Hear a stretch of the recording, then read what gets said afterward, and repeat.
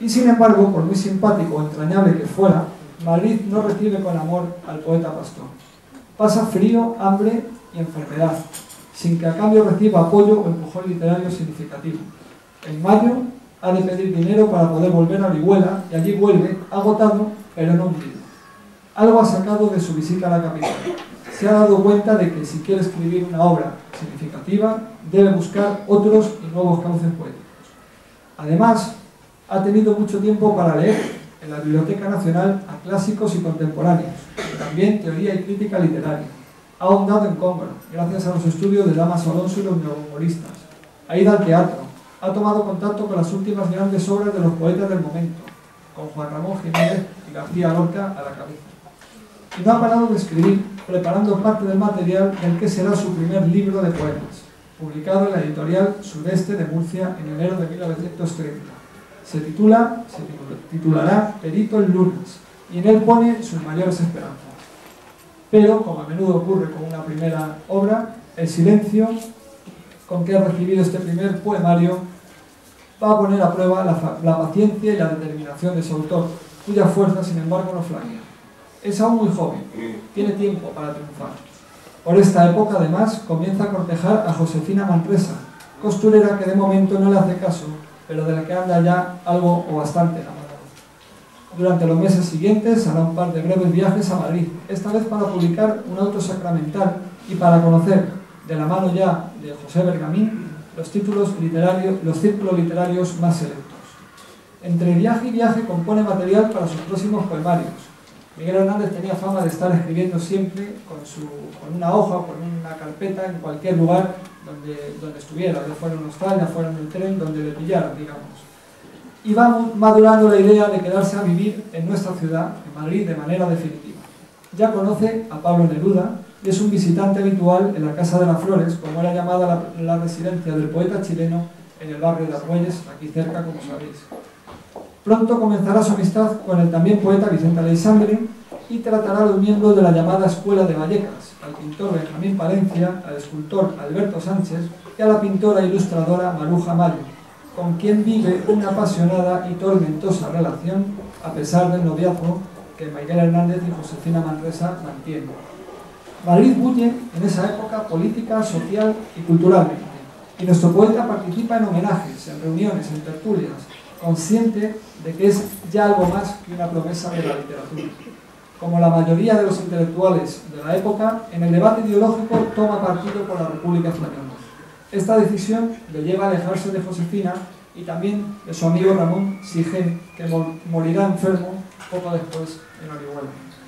De vuelta allí, a Orihuela, donde Miguel se dedica a terminar de escribir su siguiente drama, esta distancia se acentúa, con Josefina sobre todo. En Madrid, de nuevo, se gana la vida redactando biografías de toreros, en un proyecto dirigido por José María de Cosí. Por entonces se cartea con María Cegarra, una poetisa murciana con la que parece tener un romance en esa época. Estas tres mujeres, Josefina Manresa, Maruja Mayo y María Cegarra, inspirarán uno de los libros de poemas amorosos más celebrados de la lengua española. Se trata del Rayo que no cesa, que verá la luz el 24 de enero de 1936. Este libro le consagra, en plena edad de plata de las letras españolas, y es decir mucho, Miguel Hernández se gana al fin los elogios de los grandes poetas contemporáneos. Pero ahora volvamos a los primeros meses de 1936, concretamente al 16 de febrero, cuando el Frente Popular gana las elecciones, las últimas de la República antes del golpe de Estado que provocaría la guerra civil. Miguel Hernández será testigo del triunfo de la coalición de izquierdas en las urnas y de la inmediata sucesión de atentados y consiguiente crisis política. También en la propia Orihuela el ambiente es sumamente tenso. Allí acude Miguel Hernández un poco harto de la ciudad, dispuesto a reencontrarse con sus raíces, a casarse con Josefina Manresa y a tener hijos con ella. Como dice en una de sus cartas, Madrid me cansa mucho. Cada día reconozco que no vemos más que mentirosos, envidiosos e idiotas. Pero no es ya el mismo muchacho que probó suerte en los primeros viajes. Su conciencia política se ha decantado, ha colaborado en las misiones pedagógicas, ha convivido con el pueblo y ha optado por la suerte de lo que él considera el bando político que en ese momento le representa. Esta idea de pueblo es clave en su obra y en su pensamiento, pero también en su planteamiento estético. ya que piensa que la poesía surge de la tierra misma, del pueblo al fin y al cabo, y que no es sino reflejo de la realidad común. La obligación del poeta, por tanto, es hacerla hermosa para devolverla a la tierra y al pueblo, de la que ha surgido. Y así, Viento del Pueblo se titulará su siguiente poemario, aparecido en 1937. En su dedicatoria a Vicente Aleixandre, Miguel Hernández acierta a expresar en 2 líneas esta idea de poesía del pueblo hecha para el pueblo. Vicente, a nosotros, que hemos nacido poetas entre todos los hombres, nos ha hecho poetas la vida junto a todos los hombres.